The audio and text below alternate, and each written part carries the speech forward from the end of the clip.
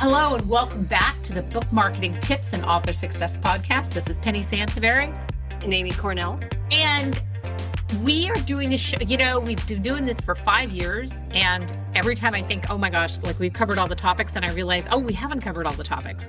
So we get a lot of authors over the years that have come to us and say, I want to work with you because I want my book to be a movie. And we know that Amazon Prime and Netflix and all of these places that are producing content, they are hungry for content. They're interested for content to get new content, but that doesn't necessarily mean that just because you wish it is going to be so, right? And a lot of times, one of the things that, in my opinion, that happens is that an author decides somewhere between, like when they sit down to write the book, to finishing the book, like this book needs to be a movie. And sometimes they have friends tell them like, oh, this book could be a movie, right? I mean, you've heard that as well. Oh yeah, absolutely. And so what we're unpacking in this show is not so much how to find producers or how to go to a movie studio with your screenplay and say, hey, turn this into a movie or whatever, or starting to stalk people like Reese Witherspoon's book club, which gets a lot of those get turned into movies on, Instagram. This is really about what makes a book really film ready. Because to me, as I was researching for this show, that's really where a lot of authors kind of miss the boat. Like they start with an idea and they're like, this is the idea for my book. And now I want this book to be a movie. But a lot of times, and you and I have talked about this before too, a lot of times these books don't really translate well to screen for a variety of reasons. And it's nothing to do with the quality of the writing. Right. 100%. Sometimes they're wildly complex, right? They're too because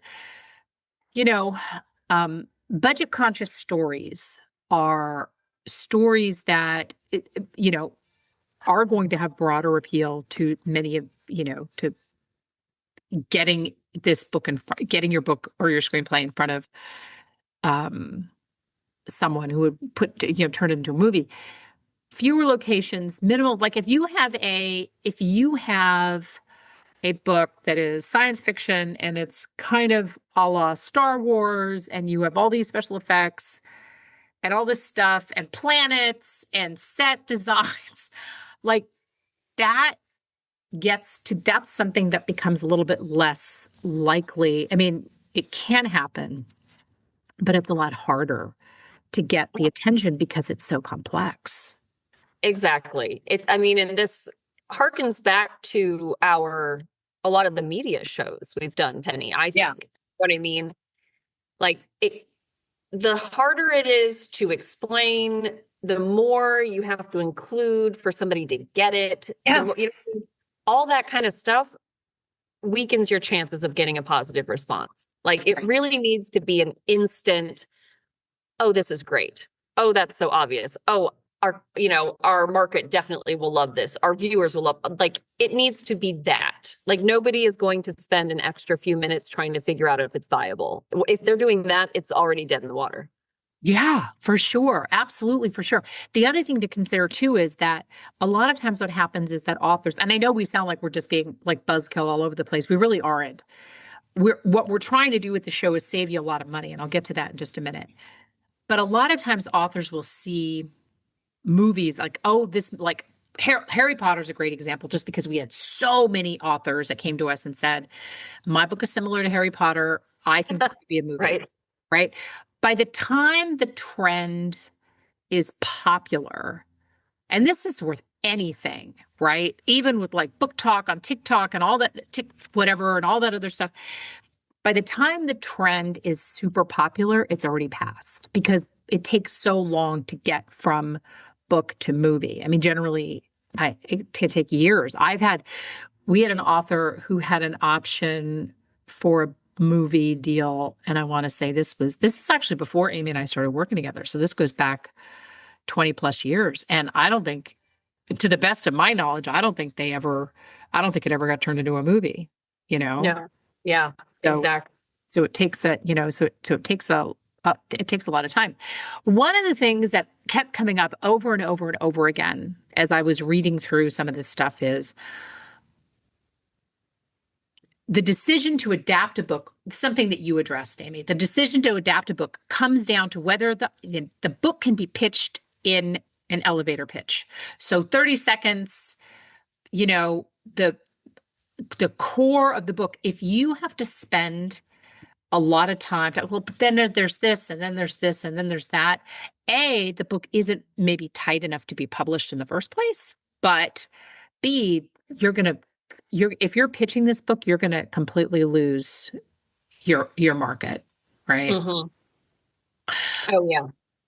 So that's one of the first things. So let's just back up a little bit. Now, if you're listening to this, you're like, you know what? I have a book idea. I think this could really be a movie. Start to think about this super early.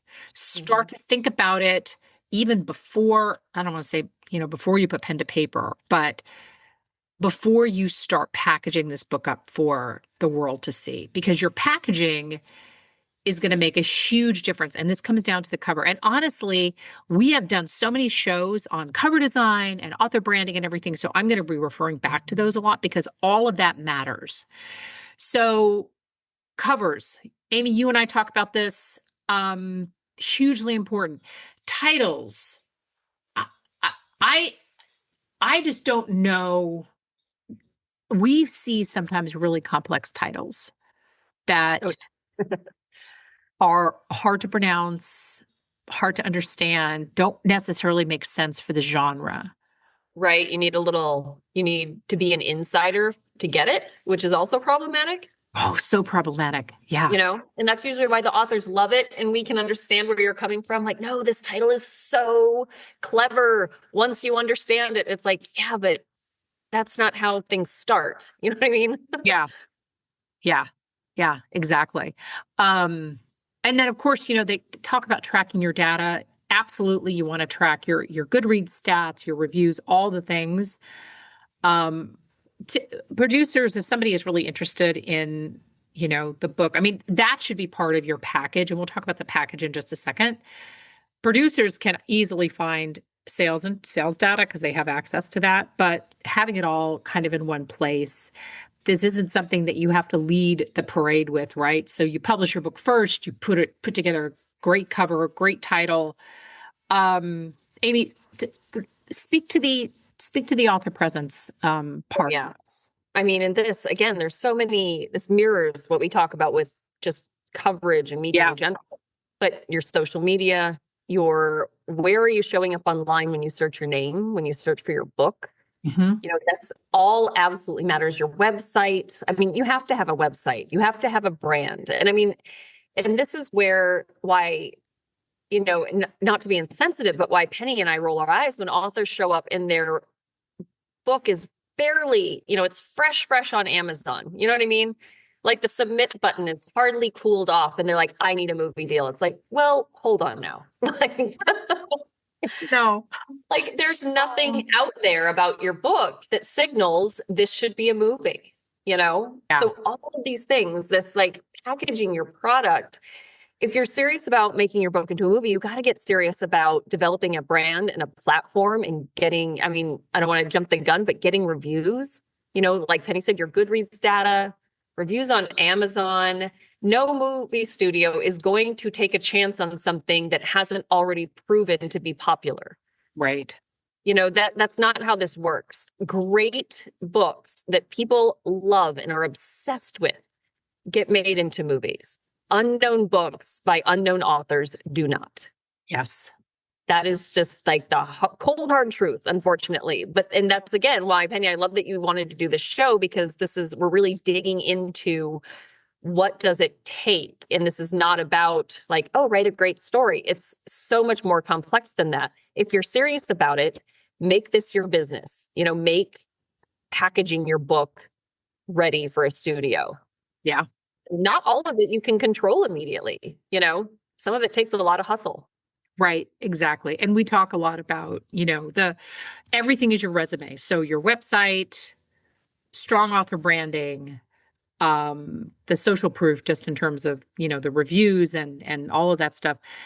But I think when 50 Shades of Grey got a movie, this is a great example because a lot of people were scratching their head. The book is like, a lot of times people are like, oh, the book is not really well written. How did that happen? Like, I don't understand. It's such a bizarre story, whatever your issue was with. I was at a lot of writers' conferences like almost one a month, and I'd hear this over and over and over again.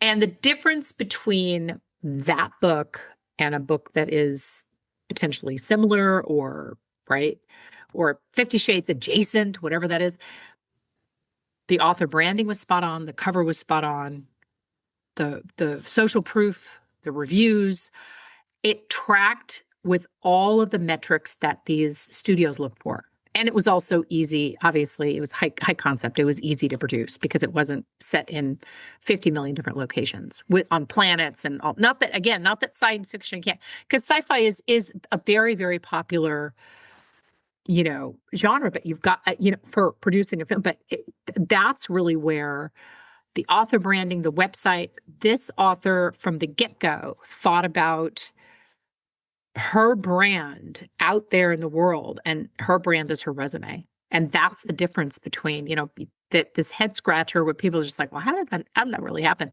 My book is so much better. I get it.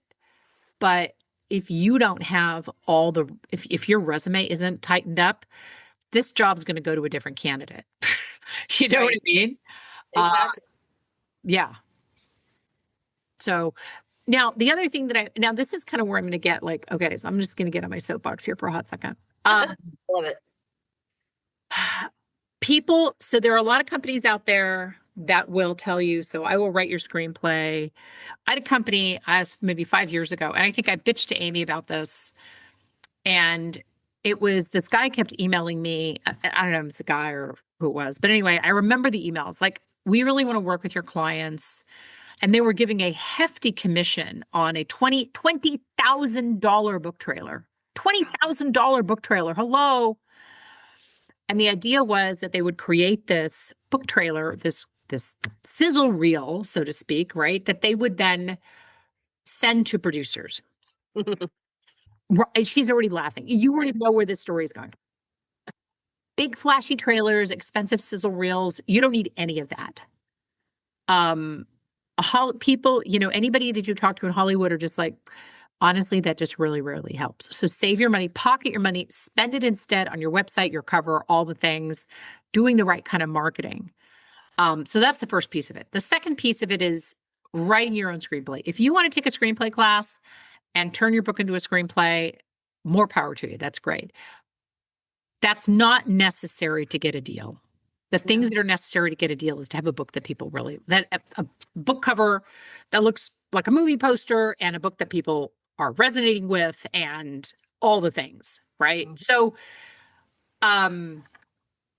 what you do need, so I'm going to use some industry terms here. So a logline. And a logline is, you're basically, we talk about this too as an elevator pitch. And we need to, this is the show. Have we done a show on elevator pitches? I don't think we have. I adore elevator pitch adjacent, but yeah, I think we should do a dedicated show. I adore elevator pitches. I taught one time at a writers' conference a 3-hour class with just a group of like 25 people on elevator pitches. It was a blast. It was so much fun. A good elevator pitch can change the trajectory of your book. In fact, in that class, there was an author, and she really struggled with her elevator pitch. And she's like, I have an appointment. I have a couple of appointments actually with agents at the writers' conference. This event happened the day before the writers' conference started. She goes, I really want to present well.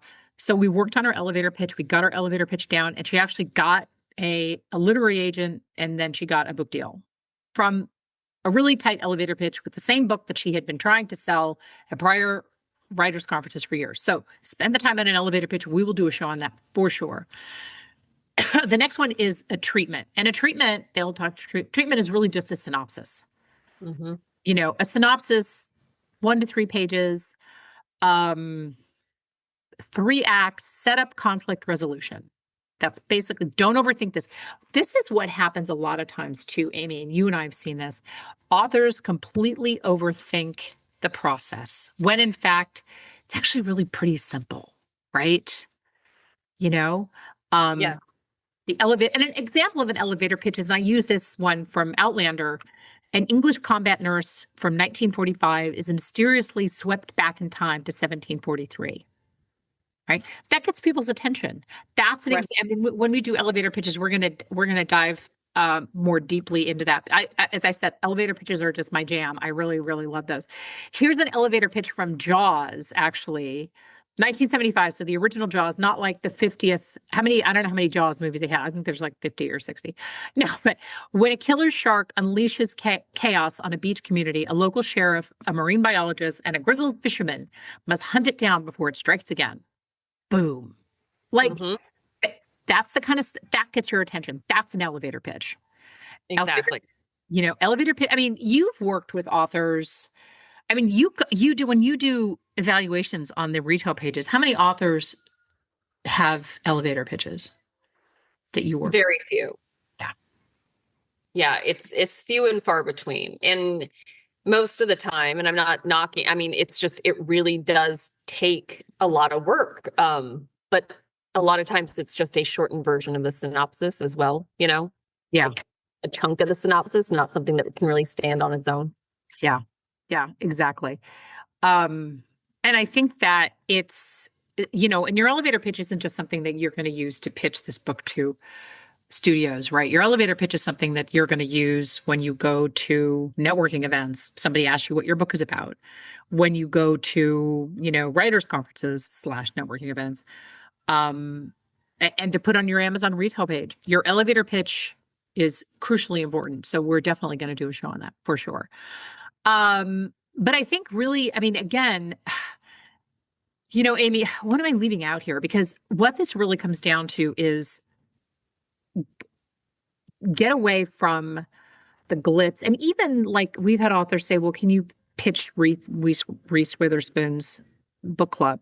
For sure. Yeah, absolutely. But pitching and actually the line between pitching and acceptance is not straight.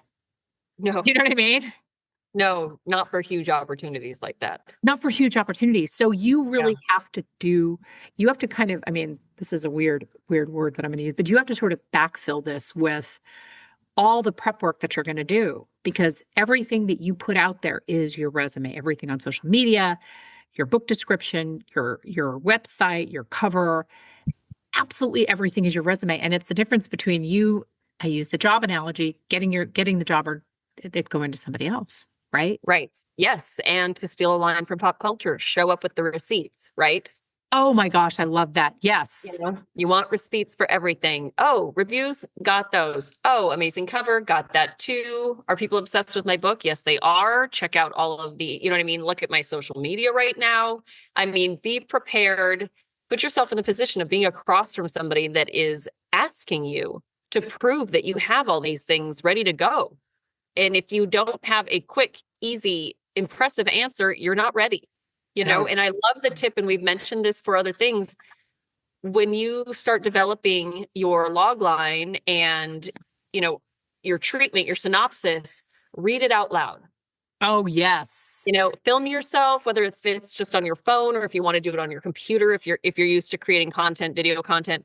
But either way, video yourself, and you're like, well, that's going to be awkward and weird. Exactly. Keep making it better until it's not awkward and weird. That is the goal. If you're starting out awkward and weird, then that's pretty much where everybody starts, and you improve from there. Yeah. But it's like, if you can't deliver it in an engaging way on camera, you're probably not going to be able to sell it to somebody at a studio. Yeah. So put yourself in that awkward, uncomfortable position and keep working at it until it seems amazing. Yeah. And, speaking of awkward, uncomfortable positions, so there used to be a writers' conference where they would have a couple of producers from really big shows. So Good Morning America, The Today Show, really big morning shows and talk shows and whatnot. producer from Oprah, like, and it was a draw for the conference Mhm. because you get it. Oh, I'm sure. Can you imagine? Right? Oh, I want to pitch Oprah's producer. There is nothing more eye-opening than sitting in front of a producer. And I've done it because I used to pitch.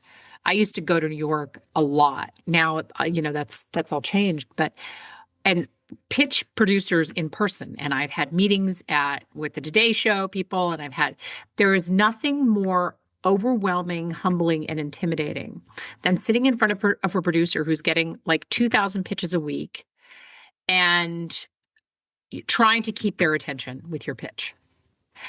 One of the most interesting things that you can do is, as you're preparing for your big time, is go to a writers conference and start pitching, even if you're just pitching publishers and agents, if you're not even interested in publishers and agents, whatever. Get in the habit of doing this really uncomfortable thing and getting feedback on your book concept, your elevator pitch, all this stuff. If you aspire to getting a movie deal down the road, all of this stuff will really help you. Oh, absolutely. Absolutely. This is going to help you. If you even prep for this thinking it's a long shot or you're not even going to follow through, like, honestly, this is amazing branding homework for anybody listening in general, Yeah. Yeah. Because, look, they're not trying to be dismissive or whatever, but they know it's really hard to get their attention. They know what sells. And the more that you can kind of, get comfortable with that, the better that you will be. Just not even just like, if you listen to the show, you're like, oh my God, the movie thing sounds really hard. Fine. It'll still make you a much better author. Because you get a lot of rejection. It's funny because I just talked to an author last week who we're now working with, and she and I had a really good laugh on the phone. She's like, I've been pitching myself to all these places, and I forget now, was television, podcast, whatever. So she's been doing this, not necessarily movie rights related, but she's like, they never write me back. Right. Like, because why don't they write me back? I'm like, I know. I remember when I was first in business, like 25 years ago, I took it so personally. Like, it was like, oh my gosh, this is like a personal affront. Trust me, when they're interested, they will write you back. And I would say the same thing if you're out there and you're pitching producers or you're pitching for show ideas. They're just too busy to respond to you. I know. Think about all the emails you get from businesses and brands and things that you've potentially signed up for. I mean, do you respond to them and say, I don't want to buy anything right now, but thank you? Because the minute that you respond to them, they won't let go. I remember I was, oh my gosh, for some reason this year, I have just gotten so much weird spam email. And I would write back to like somebody wrote me and said, do you want a list of pet stores across the country? I'm like, and I don't know. I got a wild. I'm like, what about my business says that I want a list of pet stores? Like, I was just having a day.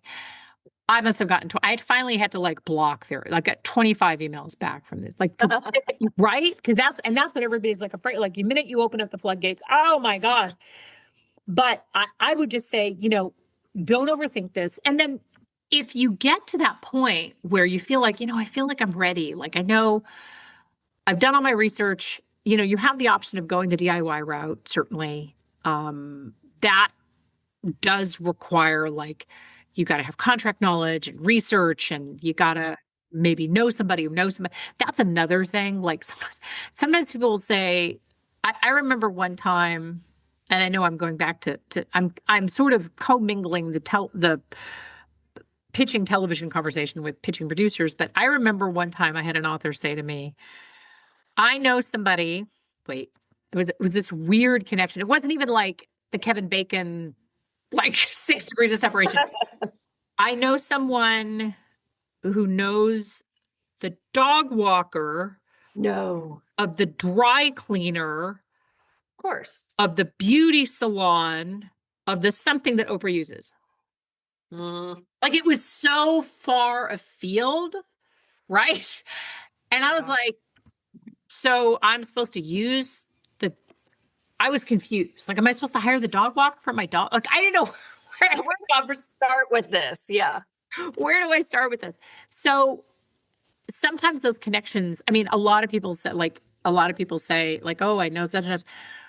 Knowing them and having getting their attention, getting their interest for something. First off, they have to be in the market for something new, or two very different things. So you can also go after, agents and, consultants who do this for a living, which I think if you ever have the opportunity, if this is kind of in your wheelhouse and you really want your book to turn into a movie, and you ever have the opportunity to go to a conference, I'll tell you something, it's worth the price of admission to go to a conference and just kind of sit down. Because a lot of times, some of these conferences, Book Expo America, which I miss to this day, but Book Expo America used to be able to go and pitch, do that kind of pitching to people who are producing movies and shows and things like that. But some conferences, I think, still do that. It's absolutely worth the price of admission, even if you just get a flat out no. If you get a no, ask why. Ask you were there. It's your time, and even if you're not at a conference and you just got an appointment with an agent, whatever, push back and ask. Just why? Can you give me a little bit of feedback? And that feedback is something that you're going to put in your toolbox and make corrections and do all the things. So don't fall for. There's so many companies out there, Amy, and you and I see this all the time. I'll turn your book into a movie.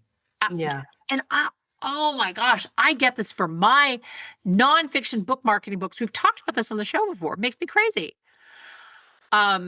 We want to Get Published Today, which is, frankly, I'm sorry for my language, but it's an old ass book from, I don't know, 25 years ago. There's probably nothing in it that even matches up with what's going on today. No. I can imagine. It was like a whole different world. It's a whole different world. It was so vastly different from where it is now.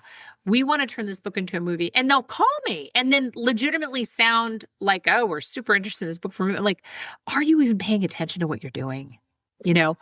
So Are you in your pajamas? Right? Are you in your pajamas just calling me from some like basement or something where you're just calling everybody? Exactly. Don't overthink the process of going from book to movie. I mean, really, your elevator pitch, your synopsis, skip the sizzle reel, skip the expensive book trailer.